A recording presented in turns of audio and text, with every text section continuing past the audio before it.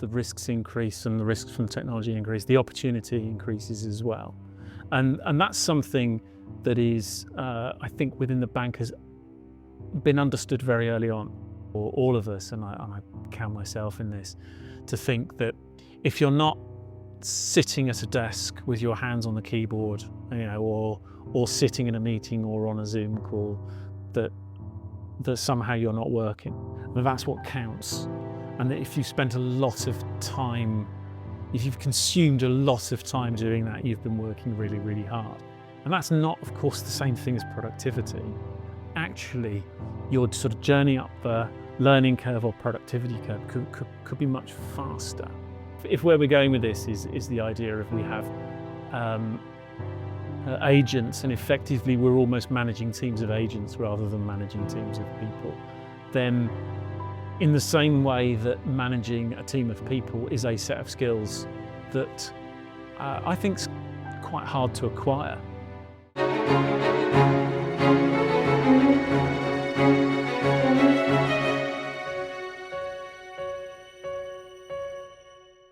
This week on GAEA Talks in our new studio, Will Lovell, pleasure to have you here. It's great to be here. So to begin, as is customary, do you want to give us an idea of who you are, what your background is, what you're up to? Sure. So I work for the Bank of England, which people in the UK will be very familiar with. We're the central bank for the United Kingdom. If you're outside the UK, that's the equivalent of something like the Federal Reserve in the US or a reserve bank in other countries. So we're the central bank, which means we are responsible for monetary stability and financial stability. I'll quickly tell you what those are, and then I'll tell you what I do to support those things. So monetary stability is about stable prices, understanding inflation, and then setting interest rates to try and keep inflation at a level rate. And the reason that we do that, which is the part that's not always in the newspapers, the reason that we do that is so that people can make plans either for how they spend their own money, or if you're a business, how you're going to make investments. The second thing we do is financial stability, which is basically making sure there is a stable system. Put really simply, when you put your money in the bank, it's still going to be there when you go to draw it out because the bank is being properly run. But it's also looking at things across sectors to make sure there are not unexamined or unregulated risks. I'm a technologist within that organisation. I've been there about 29 years. And I've learned central banking the slow way by building technology. And what I do now is I'm a special advisor. And among the things I look at in particular is artificial intelligence, which is why you've invited me here today, I hope. Excellent. And you also have a little history with the BBC, I understand, when you began. Very, very early on, yeah. I started my career in broadcasting really through a love of tech. And I joined the BBC at a time when it was still just about inventing new technology. Broadcasting is a little bit more commodity now. I moved into banking not realizing there was going to be so much technological change within the world of finance. So fell on my feet in that regard. So let's start there, because I think that's a good juncture for what is happening in the world right now. We are seeing a massive change in what technology can do, and we'll describe the different types of AI and how people are beginning to adopt it, what they're learning about it. But I remember the time when the trading floor in most banks was human beings, and even the old ticker tape. Yes. And I've got a lot of friends who have, both in the US and the UK, have seen really the world change from manual to digital to quant-based. I mean, there's such a parallel between the two times, and perhaps gives us an insight into what's happening. Definitely. I mean, yeah, the days of outcry when people sort of shouted across the room to do trading are gone, and I know a lot of people miss that. But the move to technology platforms has made markets much faster and more open as well, because you can record the trading as it's happening.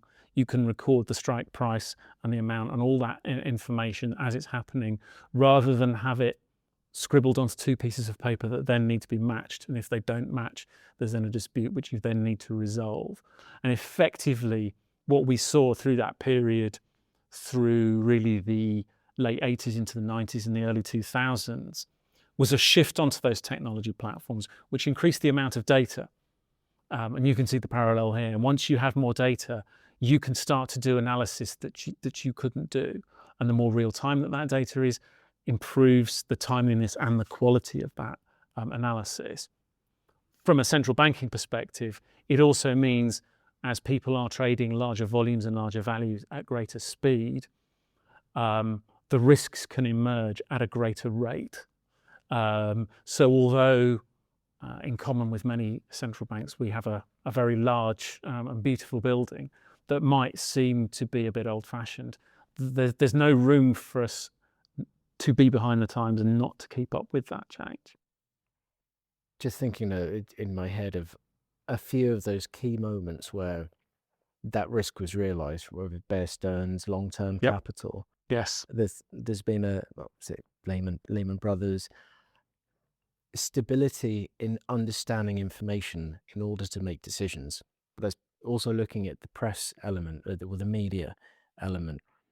As technology has evolved, the quantity, as you said, of information out there, the response to it as well, the landscape of numerous things have changed concurrently to end up at this point. And if we were to look at, just my opinion, the speed at which things are moving now within AI specifically, 1 week is like a month ago, right? Well, an entire month a month ago. 1 month is like 1 year in rate of acceleration. The trajectory is in like a hockey stick shaped curve. The speed at which everything's happening, the scale of automation, whether that's from an agentic standpoint, but also the risk is huge, and that knee-jerk response, the fluidity of information of what you can believe, what you can't believe, it's quite a task, isn't it? It is, but at the same time that the risks increase and the risks from technology increase, the opportunity increases as well, and that's something that is, I think, within the bank has been understood very early on. And you can look at the speeches made by our governor and our deputy governors saying, yes, there are risks to the economy and the finance sector general, but there are huge opportunities around productivity. And that's reflected internally within the bank, which is where most of my work is, about understanding how we can use AI, not just to make ourselves more productive and to use things like smart assistants to speed up our administrative tasks, but also to do things that we have never been able to do before. And we were speaking before, the kinds of examples being, we regulate UK banks and deposit takers, so building societies, mutuals, all those kinds of things. There are hundreds of those, I think over 700. They produce text output all the time in the form of end of year reporting, shareholder reports. It is not possible for one person to sit down and read all of that. And even if it were, one person wouldn't be able to synthesize and look at for the trends or the connections and threads through that. Clearly, this is a fantastic job for AI. We could start to extract insights from across that range of information across time as well. So we're very interested in being able to learn things that were just not possible to learn.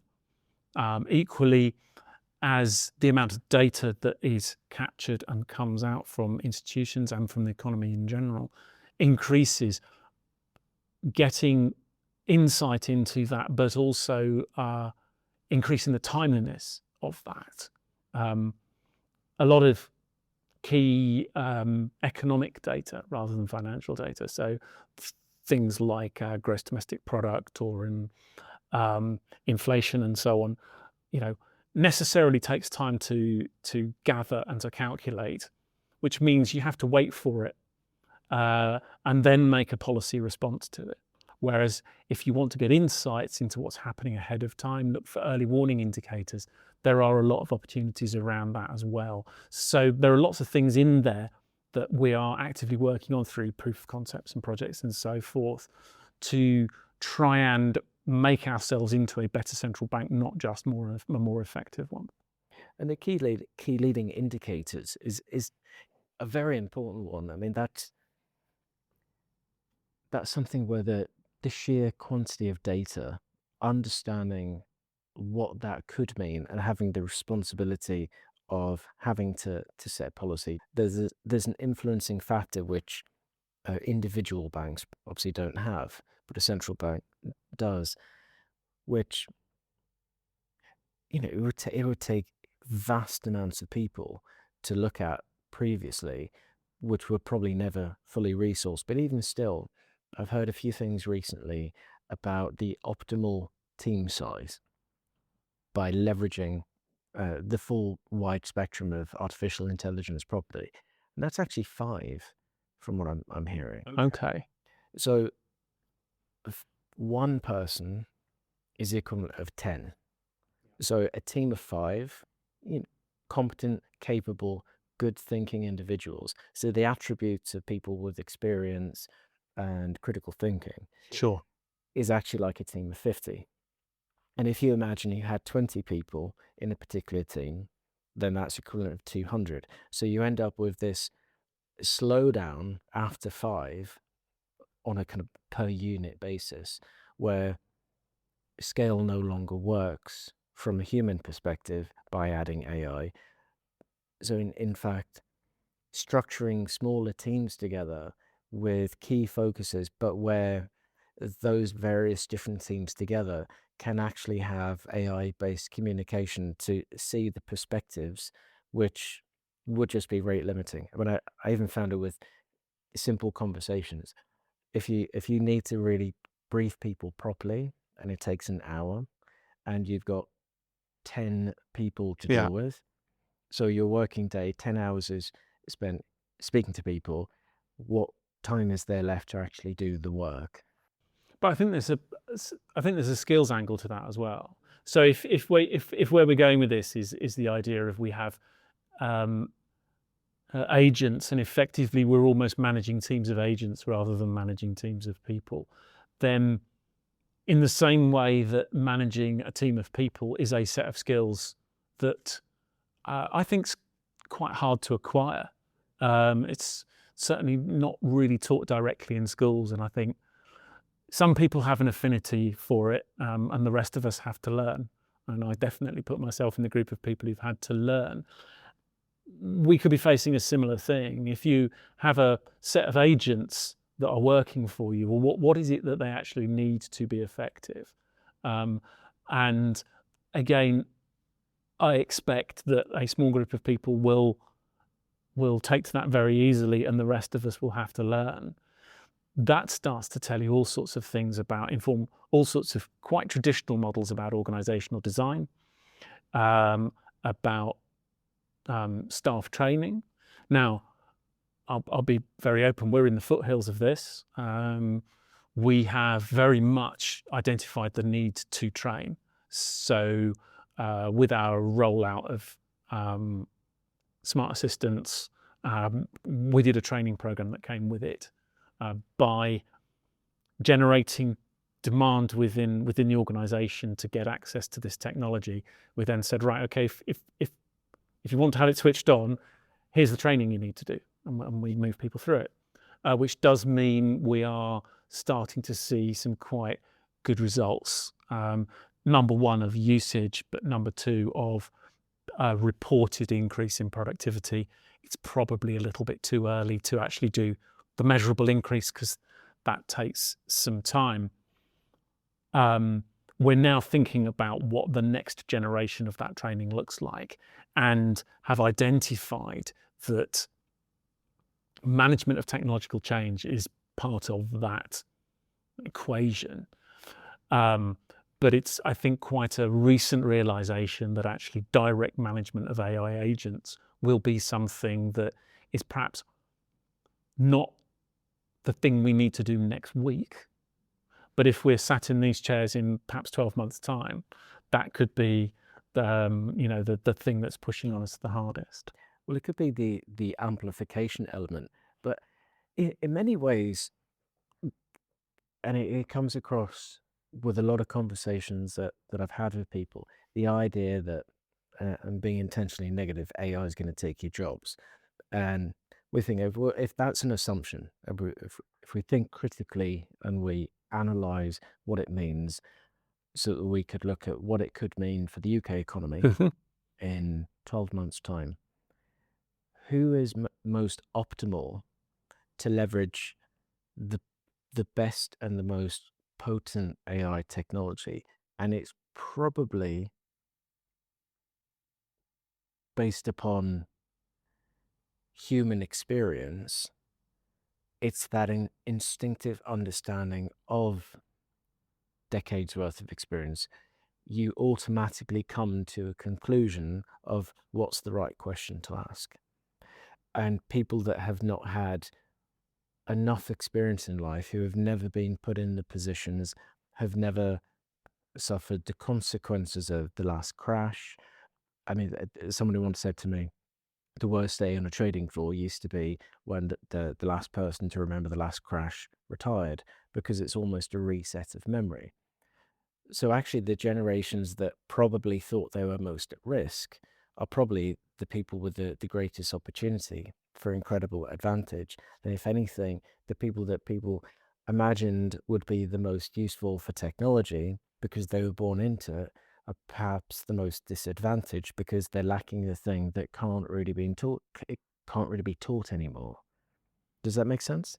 I think a bit. I think your point about organizational memory is an important one, but I think it's an opportunity as well, potentially to improve, because we saw that, of course, in 2008, where there were there were a handful of people around who remembered some of the crises of the 70s, but really not very many, and there was a degree to which those were or were not equivalent, and we'll probably see a repeat of that sort of cycle.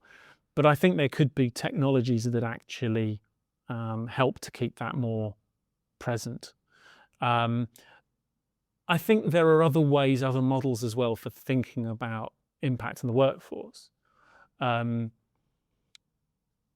career is long enough that when I started, the typing pool was a common thing in companies, and for people who don't remember that, when something needed to be typed, you hand wrote it and sent it to a group of people who then typed it up and returned it to you, and you corrected it, and it went back and forth until it was right. That now seems mind-bogglingly inefficient, but that was a sort of commonplace of offices, well into the 1990s, probably into the early 2000s as well. And that's gone now. Everyone does their own typing. Everyone has autocorrect. Everyone has a spell checker, and so on and so forth. But it wasn't as if there was some sort of Armageddon of those jobs. What actually happened was they evolved and they turned into other things, and the people that did them took the organizational knowledge that they had and applied it in different ways. And because it happened over a period of time, I don't know, maybe there were headlines and I missed them, but if you see what I mean, it actually just caused certain roles to evolve away. Well, it is an evolution. I mean, I see it in a very positive manner. Absolutely. I mean, I started from a negative standpoint, but that's based on people having a lot of fear, but the people with the greatest fear actually have the greatest opportunity. Absolutely. I mean, I've seen recently people who are not necessarily tech people, but are great thinkers, problem solvers, begin to understand how to communicate with some of the more recent models that have been released, and they're their work and their output, because they know the right question to ask, is phenomenal. I mean, it's really exciting to see. Yeah, and I think that's an important point, actually. And I think this could be a very interesting juncture to actually enter the industry. Because if you have a way of working, I'm thinking particularly here of software developers who, for whom smart assistants are an increasing part. If you have a way of working as a software developer, you might not be that motivated to change, at which point perhaps taking on a coding assistant that you talk to might seem like a very big shift and quite an unusual way to work.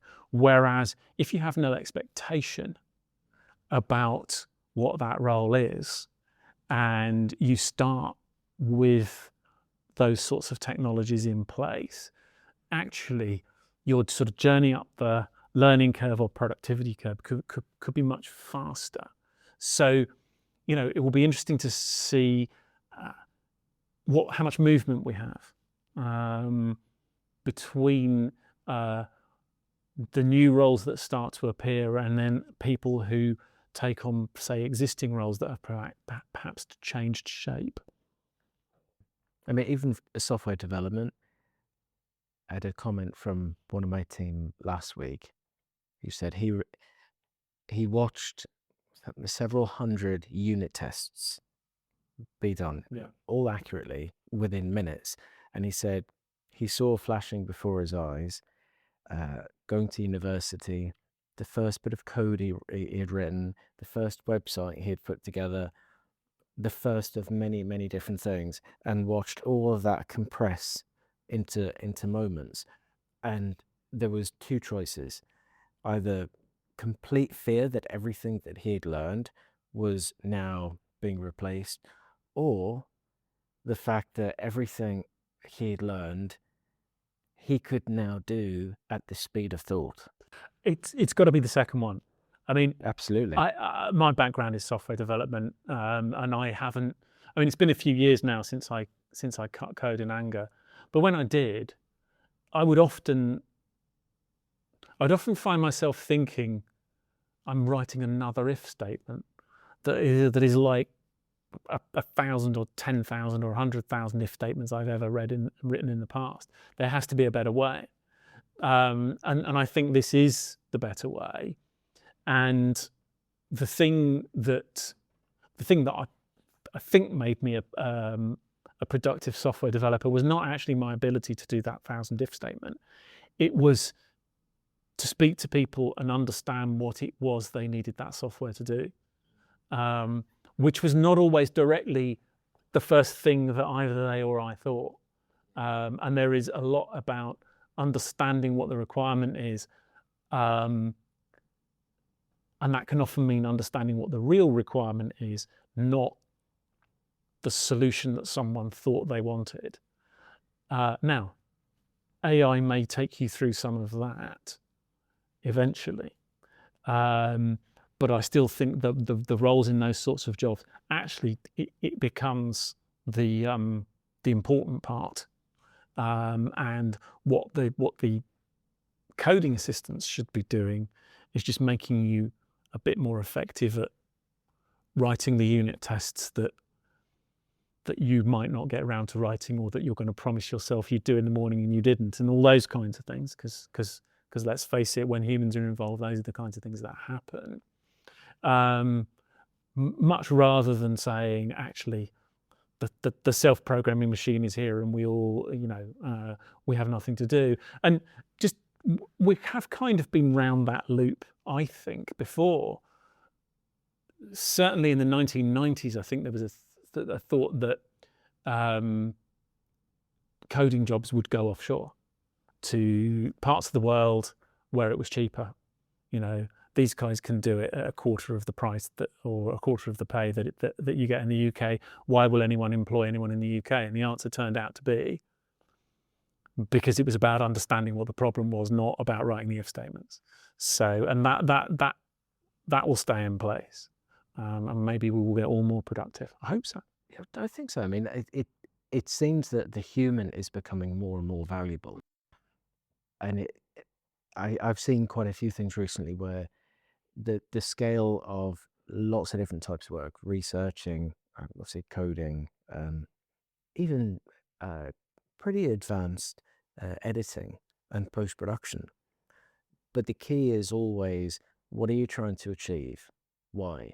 Yeah. And then you begin to realize there's all of these things that you'd spent a lot of time, you didn't really enjoy doing, they had to be done.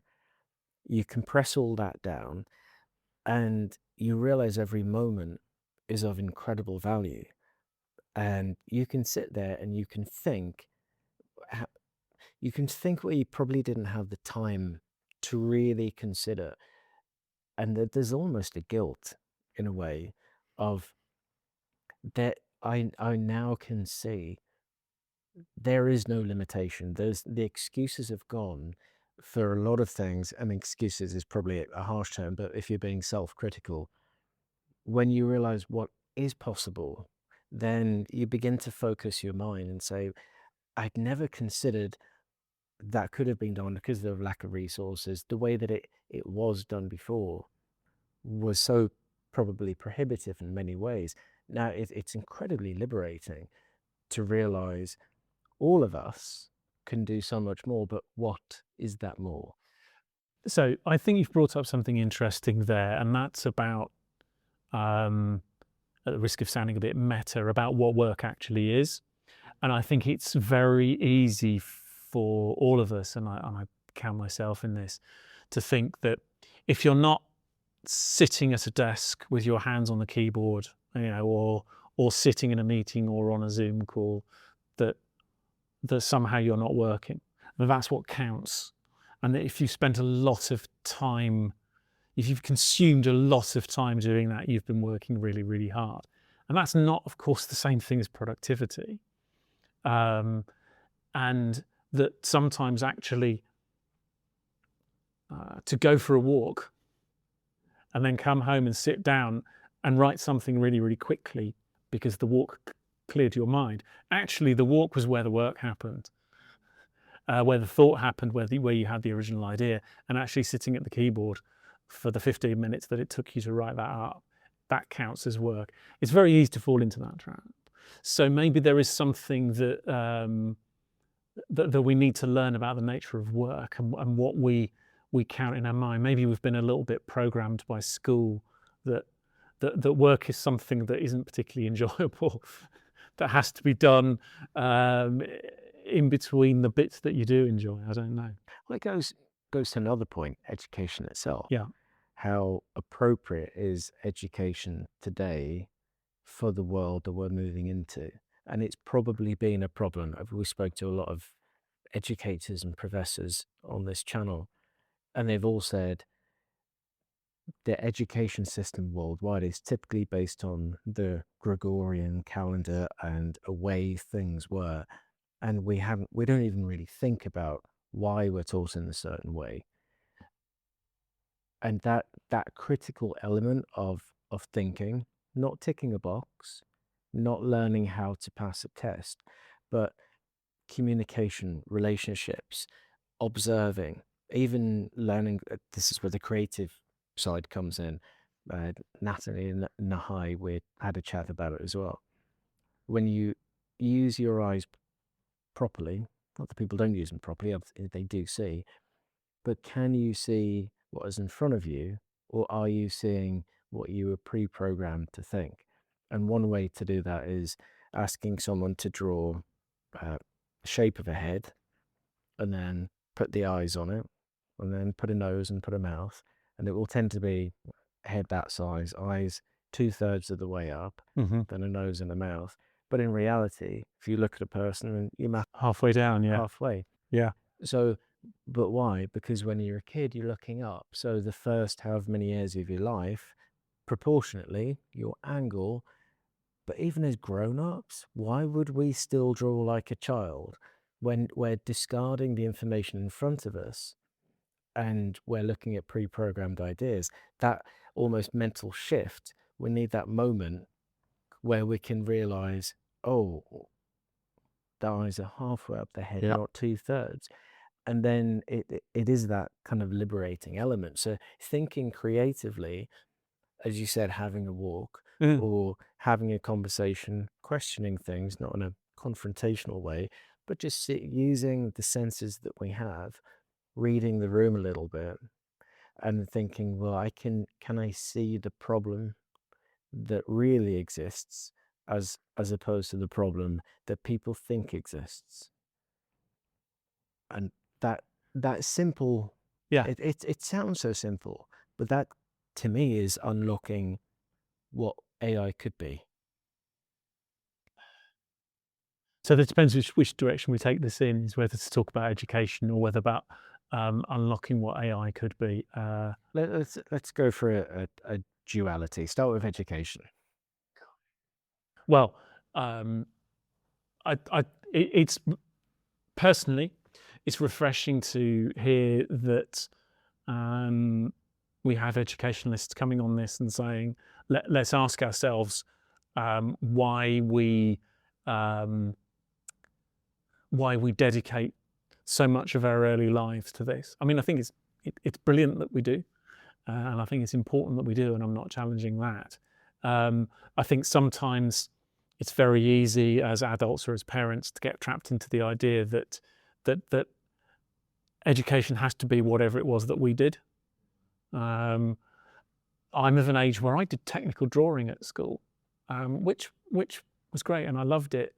And it seems almost quaint now that this was something that was taught primarily to boys, because a draftsman was a career that you might realistically go and have, and that now seems incredibly outdated and quaint. Even for me at that time, but we didn't realize it. We didn't realize that at the time, and it makes me wonder what parts of syllabuses and curriculums are like that now, and whether we challenge that hard enough. And I hope that we are. I'm not going to pass a comment on it because I'm not close enough to it. That's my sort of first reflection. And then I think the second one comes back to something about professional learning and about learning to use the tools that we have. And that almost brings it back to one of the things we've highlighted and identified within the bank, is actually learning to use the tools that we have. So much software comes with elements of AI now out of the box, even within the upgrades of the subscriptions of the things that you already have. The next version that you take, and particularly if you're, if you're running software as a service, you probably have, and I'm talking to you, the sort of general viewer or whatever, probably has tools at their disposal that you don't know you've got. How do you make the best use of those? How do you integrate that with the things that you already have? These are almost sort of traditional problems of managing enterprise software. They're going to come back with a vengeance, because what you can easily find yourself doing is developing a tool or a chatbot or a smart assistant that does something that you've already got and you didn't realize was something that you needed to switch on. And then you find yourself mixing and matching across platforms. There's a risk element to that as well, and we should talk about the cyber angle about it, because when we were speaking before, I know that came up, about just understanding, I think first and foremost, what you have within your estate, and then what sort of endpoints that opens up for you, and what sort of security vulnerabilities you might be unwittingly have within your estate. But I think it's important to kind of add there, because we're talking education and then education within the workplace, because this idea that education is something you do when you're a kid is almost silly now, or Yeah. dangerous. So if we're talking about education, educating people based on their role, their responsibility, their authority, just any part of an organization, especially within the enterprise scale. Risk, cyber, the decision making of which tools to roll out, Mm-hmm. being a user in any particular area, being a senior executive and having a responsibility, but not necessarily directly implementing technology. The idea of the existing technologies that you have, which on a SaaS basis are being kind of Yeah. implemented, the choice to solve a problem and deploy a team and create your own internal stuff. There's probably 6 or 7 different forms of education or different things people need to be educated Yeah. Need to learn.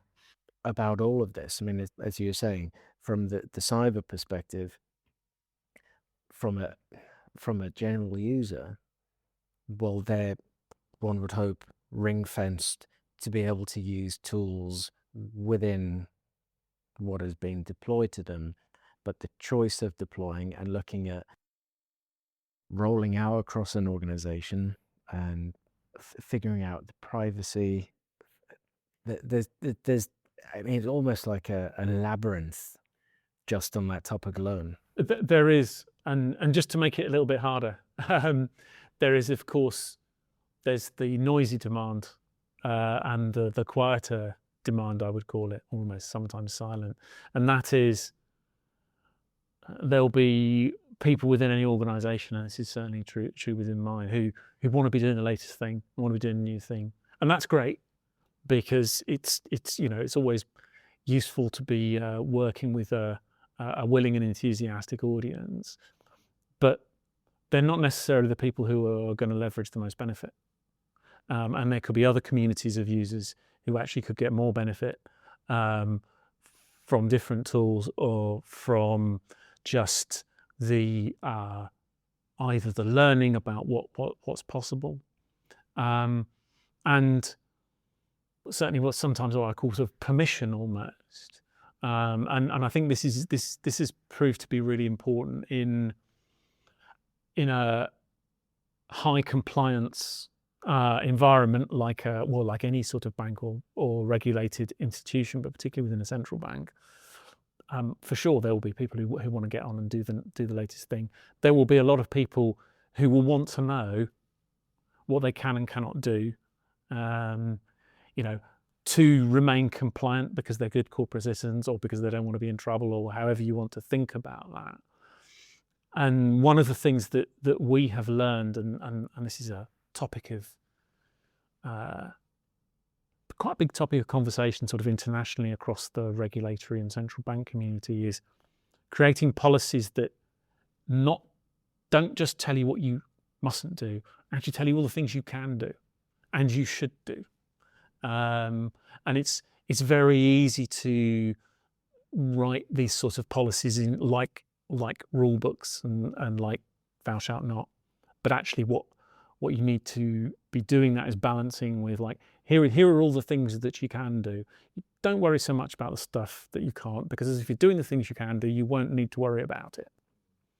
That might not sound like much of a shift, but in terms of rolling out tech, for us, that's quite a big shift, and for a lot of organizations, it's quite a big shift to moving towards something that's more collaborative. Although I think people like to talk about being collaborative, it's very easy to sort of fall back into a more kind of rules-based way of thinking. Whereas I think to actually get the most out of the tools and to manage the downside risks, it's better to be having a conversation. And it comes back to, treating people like adults, saying, here are the tools, here's what it can do. There are some risks over there, but you need to understand those, rather than have me standing behind you saying, well, you mustn't, just in case. Well, that covers, to my mind, 2 really critical points. One, the art of the possible, because I didn't even know. I mean, I'm in this all the time. I didn't even know certain things were possible. So I may be doing a particular thing, like with an accounts package. I've got to do that again, end of each month. and I will have been using, say, one of the latest Claude Opus or something, and I'll be using it to go, oh, I can do that on a website. That's fantastic, and have not twigged. Well, I could also do that here, and all these things that I have to do, which are really boring. Well, why not use that here? Turns out I can. But I didn't even know it was possible to do a lot of things until doing it. Or someone else I'll speak to will say, oh, no, I've used it for that. And you think, that's so obvious. That would have saved me 8 hours last week if I'd have thought about it. So positively saying, by the way, do you know all of this is possible with particular things that you're doing? But that's only upside. Second of all, institutional knowledge. The idea that as an organization, when structured properly, that you may be doing things, I may be doing things, but there's a crossover of knowledge within a private domain that suddenly I can get the upside and the value over time of my team around in a way where it's being shared by default by actively using the technology in an optimistic and positive manner. You're actually increasing the kind of the width and the knowledge base of the organization by everyone contributing to each other in a positive manner. I would add to that equation, I'd add the information as well. Certainly, if, and again, I'll talk about it within the central banking context. If you are a large UK bank, you will have multiple different touch points with the central bank. So if you are distributing physical banknotes, you will be talking to physical banknote people. If you have a reserve account, you will be speaking to them. If you are making high value payments, you'll have a relationship there. You will have a regulatory relationship, probably quite a multifaceted one if you're a large bank that offers a lot of different services. And you may well also be involved in some of the information intelligence gathering around interest rate setting and monetary policy. That's perfectly possible as well. That's a lot of touch points with a lot of different people, which means there's an incredible view of that organization that's actually operationally very difficult. Probably siloed, lots and lots Completely. of siloed. Because it has to be, because each one of those things I've mentioned, and I'm sure I've missed someone out, so apologies to them, but each one of those things I've mentioned is a whole set of relationships and set of information and expertise and knowledge just to make that thing work. And yet what's the insight across the whole thing? Actually quite difficult to pull together. So yeah, I would say the build is that actually when you start to build the complete picture now, in a large commercial organization, you might talk about that as a single customer view, which I know is a sort of holy grail.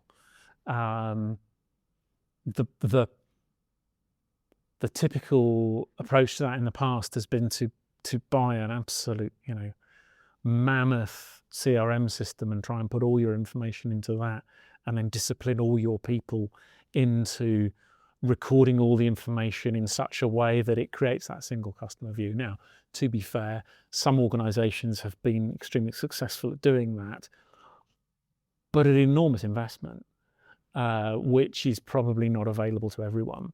I think it's interesting to understand about how that sort of insight and that sort of view can be built and extracted without the enormous investment.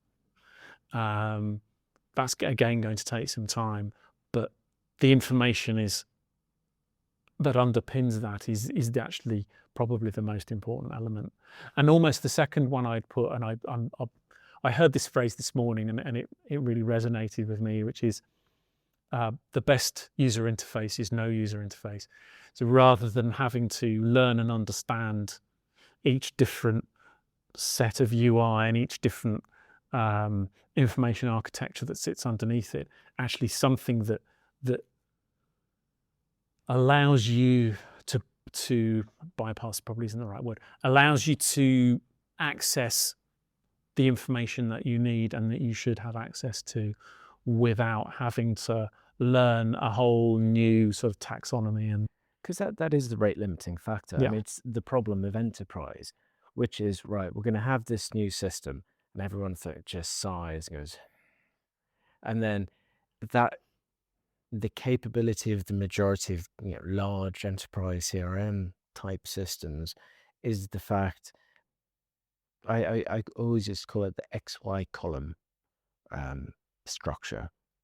So the idea of how databases were, and some still are, like Excel spreadsheets or like graph databases, the evolution, the reality, if you look at how our reality, the world of physics works, is there are many tiny constituent parts which may or may not have relationships with each other, and they all exist within time and space.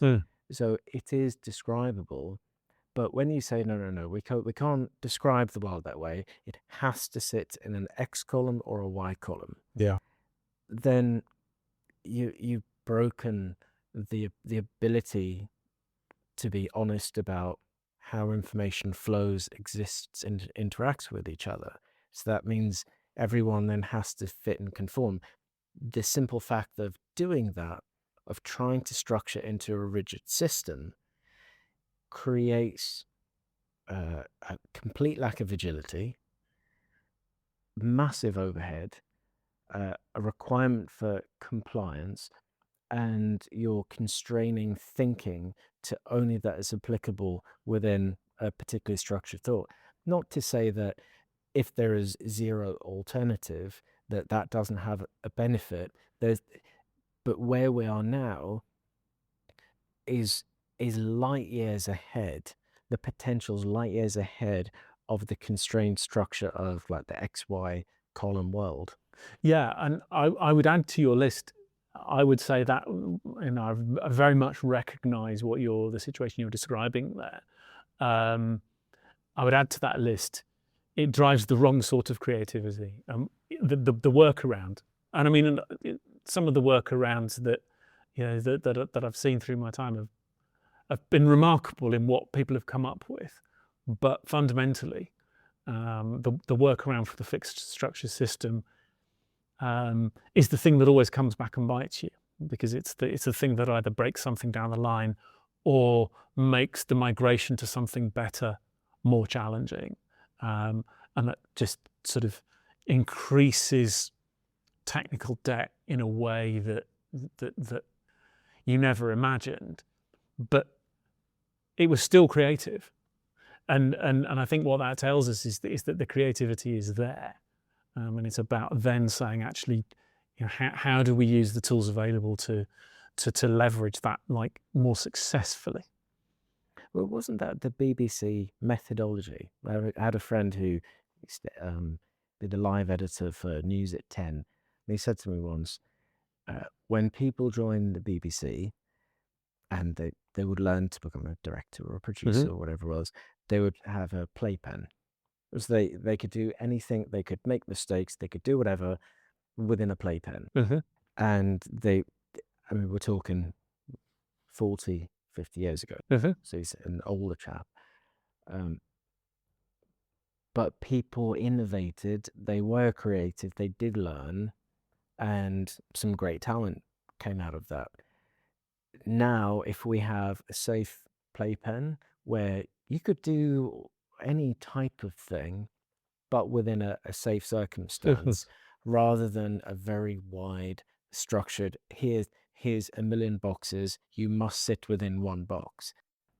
I'm thinking visually. Instead of sitting in boxes, so what is your individual, obviously the role, responsibility, your makeup as an individual, your strengths, maybe obviously we'll have weaknesses as well, but combine that with what we're trying to achieve, and any person in, especially an organization with a remit such as the Bank of England, and all the people the roles, the responsibilities, there could be some absolute heroes which may sit currently in a completely different box, but how they think, if they're no longer in the box basis, they're in the playpen problem solving basis, could be fantastic. Yeah, I think, and this comes back to the ways of working thing that we seem to have we seem to have come back to a number of times. And I think, we are moving the organisation in that direction, and actually increasing not just our ability to be innovative, but also actually our oversight of how innovation is working, so that, like everybody, our resources are finite, that we can understand what different people are working on. So we don't have multiple teams all working on more or less the same thing, and that we're sharing better like that. That was something that even 10 years ago we didn't deem necessary to do. I think the other thing is we've been able to leverage some organizational strengths. So one of the things that's very deeply embedded is information classification, about the degree of sensitivity on certain information, which we color code, and everyone is taught how to do it when they arrive, and every piece of information you get has its sensitivity classification on it. So you can't help but learn how it's used.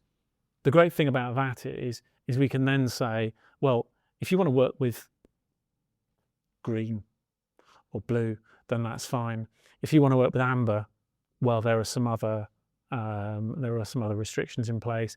And then if it has personal information, well, that takes you into another, and so on. What that enables people to do is actually just get on with it, without having to seek deep levels of permission. Now, again, this is something we were fortunate to have in place, not just as a sort of documented process, but actually as a culturally embedded set of behaviours that I think would have made our AI journey much, much harder if we hadn't had that. And I think it's probably something, different organisations will have different strengths that they can use like that. And a strong record-keeping ethos. So we have a lot of information that we can use and train with and all that kind of stuff. That's been a big benefit for us, definitely. Probably very underrated, and the value of that, because the key problem a lot of large organizations, even private individuals and everything in between, has to look at the cool new sexy technology, jump on board, and have zero consideration for where is that data going, what does it mean. And we've kind of touched on the cyber, but we should probably explore the cyber and the data sovereignty side. So there are base fundamentals, as you've just described there, which are absolutely critical. But again, it goes back to the education. A lot of people wouldn't know that. They're just looking at a thing in front of them and playing, but not realizing, what is it called, shadow AI in certain organizations. I mean, I'll let you untangle that one.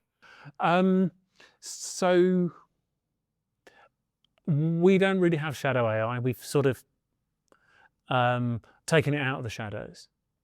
And I think that's been a positive thing. And the way that really came about was, it's getting on for 3 years ago now. We realized that people in the organization were starting to work with tools and explore things. Then we needed to sort of up our game, so to speak. And so we created an AI task force, which I co-chair, partly because it was something we could do.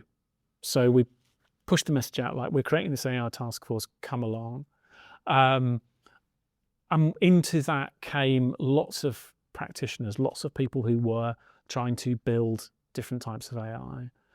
People from our technology function, but also people from our legal unit and our compliance and second line risk and all those things, and our procurement and third party risk, which is of course increasingly important. And then we just started to talk about what we were doing. And that became really, really important, because what it allowed was, it allowed compliance and legal folks to see what practitioners were actually trying to do, rather than finding out about it when it was there or thereabouts done and saying, well, can you just stop because I've got questions? They say, oh, okay, I understand this. And likewise, from the other perspective, it allowed the practitioners to see what the compliance and technology folks were worrying about, rather than just viewing them as obstacles that needed to be overcome. And I think in creating that acknowledgement and creating that dialogue, rather than trying to centralize and say, oh, well, you know, this is where AI and innovation is allowed, and over here you're not allowed to do it, which I've never really seen that work. It always fails in some way, shape or form, because that's not how humans want to work. Back to the ways of working again. What we've been able to do is just get a much better idea of what everyone's doing. And then in that way, when we come to particular tools that might be problematic for us, back to the cyber point about where do the prompts and outputs go, and if the answer to your question is I don't know, then that could be problematic for certain classifications of data. Back to classifications of data, you're having a much more constructive conversation about what's possible, what's not possible, that enables people and empowers them rather than polices them. Now, I've still got folks who want to do a lot more than we currently have switched on, but at least there's a dialogue in place. It's not a sort of, you know, I would be doing everything if only that Will Lovell would just let me do it. You know, we're in a much better place than that. So a good example of where things are interesting, but probably I doubt anyone at your organization has used it, would be the recent OpenClaw example. Very clear, obvious, interesting points of what could be done, and then some potentially naughty or dangerous things which show what could happen if you haven't thought things through. And one of the reasons we feel passionate about doing this podcast is to just hear things, hear conversations, to think in the context of people's own lives and jobs. Well, I'd never really thought about that. I saw one story about a guy who had installed OpenClaw. He had done a number of very interesting things with it, and it was working away on his little Mac Mini, doing some very productive things, and possibly even trading, and then decided to text hundreds and hundreds of people hundreds of times, and before he had to just somehow turn it off. Yeah. It was always a possibility of anything could happen, and in many ways you won't see what the problems are unless you try. Equally, there's a place to try things, and there's a place you shouldn't. Yeah, absolutely. And again, I think the way we've approached that is keeping it simple. And it actually comes back to the thing I was speaking about, you know, right at the beginning. Monetary policy and financial stability and regulation require, at certain points, very specific decisions. The most obvious one being setting the interest rate. We don't use AI to do that, and we're very clear that we don't. We may use AI to inform the analysis that goes to a person that is then involved in that decision. But there is, human in the loop is too much of a sort of simplification, I think, and maybe a mischaracterization. This is not about, this churns out a decision and then a person decides yes or no. This is about what is the relationship between the decision maker and the AI technology. And where we sit at the moment, those decisions are made by people, and we're very, very clear about that. But it's back to your point about here is the place where you can play. Okay, and that is away from the big decisions. And then, when it comes to the big decisions, we understand how they've been made, and that's a documented process. So in the next 12, 24, and 36 months, the further out we get, the more unrealistic things perhaps become. But how would you see the next 12, 24, 36 months, potentially from a business side, but also just AI in general and people's lives, every walk of life? Okay. I was going to start with the business, but actually I think this might go wider. I think our toes are just dipped into the water of agentic AI, and what impact that's going to have. So, from a work perspective, as we were speaking about before, as agents become more capable and as we start to enable that technology, there's the people side of managing agents and also actually getting the productivity returns from them, but managing the unexpected things that they're going to do, I think, particularly when agents start to work with each other. That's the interesting point, that when they start communicating with each other. And we'll start to see that more generally. I mean, there's a lot with my payments hat on, which is the other thing I do, talking about agentic commerce. Now that, for the most part, is being talked about in quite simple terms, like an agent that will wait in a queue for the concert tickets so that you don't have to sit there hitting refresh for however long it took you to get your last concert tickets. Those kinds of things. And I can see that will become quite commonplace. It then begs the question of why we even have a concert ticket website and why that industry works. So that takes you to the 24 months. As the agents start to interact with, particularly within retail commerce more commonly, that will start to influence the business models for people who are retailing online in particular. I would love to have a prediction about what that's going to look like. And it's not for want of thinking about it. What I think it will do is evolve, and it will probably be quite different for different lines of commerce. I think things like food retailing and so on might actually stay more or less the same. Whereas for things like music and clothing and things like that, it could evolve quite rapidly purely because the margins involved are very, very different. But that's as far as my thinking has gotten, probably at the limit of my understanding of how that works. And 36 months almost feels too far out, because you're then into the third order effects of what happens there. And there is a possibility of more industries becoming like airlines, very capital intensive with very small margins, and that could be quite challenging. Yeah. Well, it is a funny time, isn't it? I love watching Back to the Future. Yes. Seeing what was like. I actually went when I was very young. I went to the set of Back to the Future, and always imagined what similarities there would be with flying cars and time machines, what have you.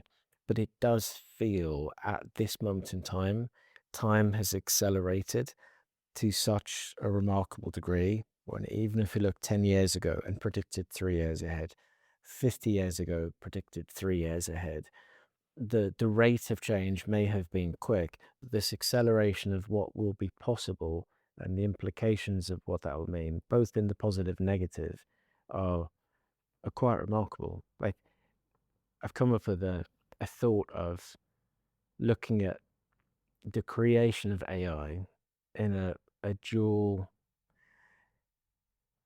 the poison and the antidote methodology. Because for everything good that can happen, someone will use that same ability in a negative manner, which I suppose is the rise of really taking AI very seriously within defense and security, even if the origins may be new ways to entertain us.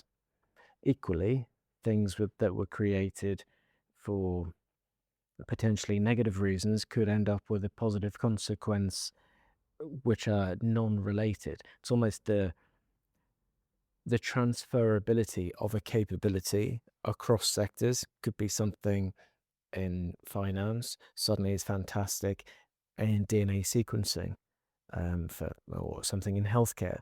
Something for sport could be fantastic for something, again, completely non-related. We had a chap on the podcast who had said, well, you had AI being used using chess to try and win at chess. Then it was AlphaGo. Yeah.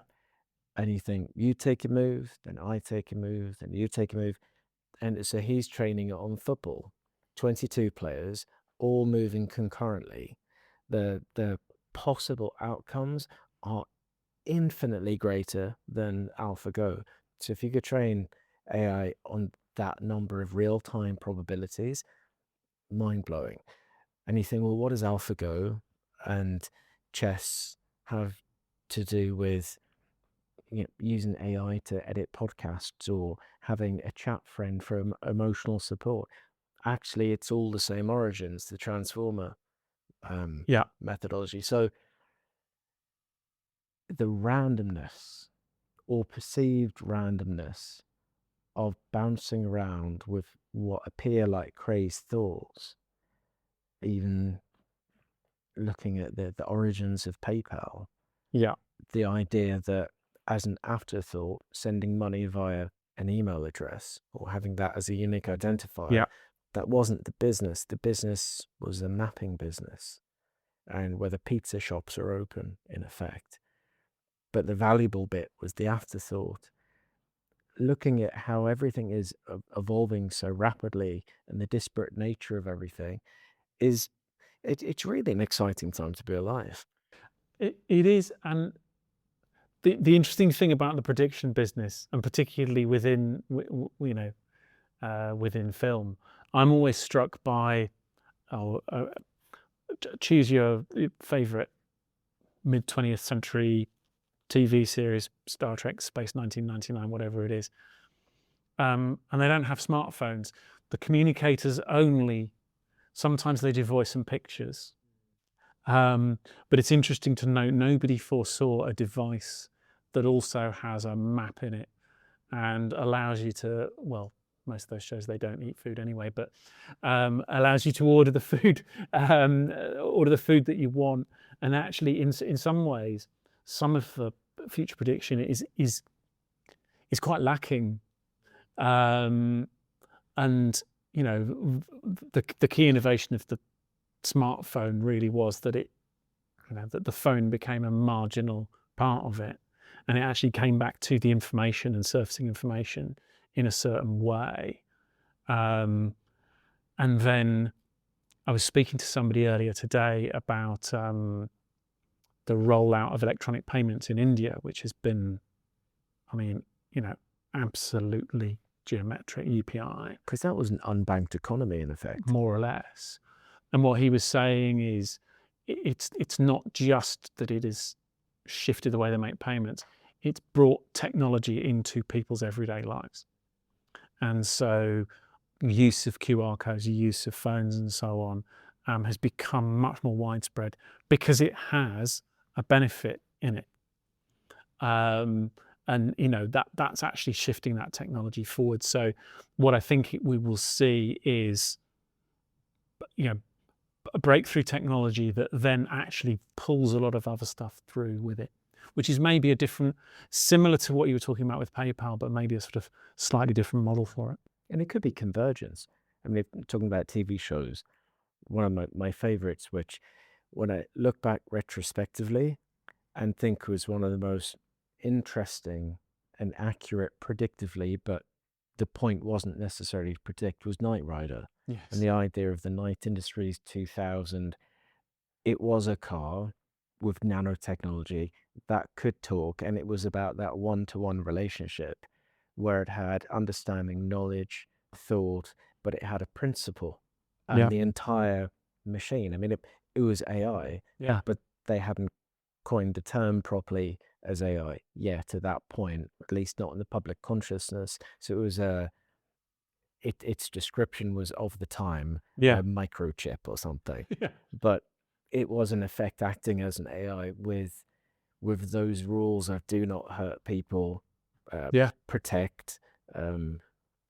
But people just got too distracted with David Hasselhoff and really forgot about what was cool about the entire thing. But everything about that, you can look back in time and see things which are accurate because it was really a TV series about an underdog.